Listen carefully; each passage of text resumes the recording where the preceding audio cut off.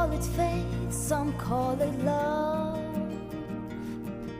some call it guidance from above.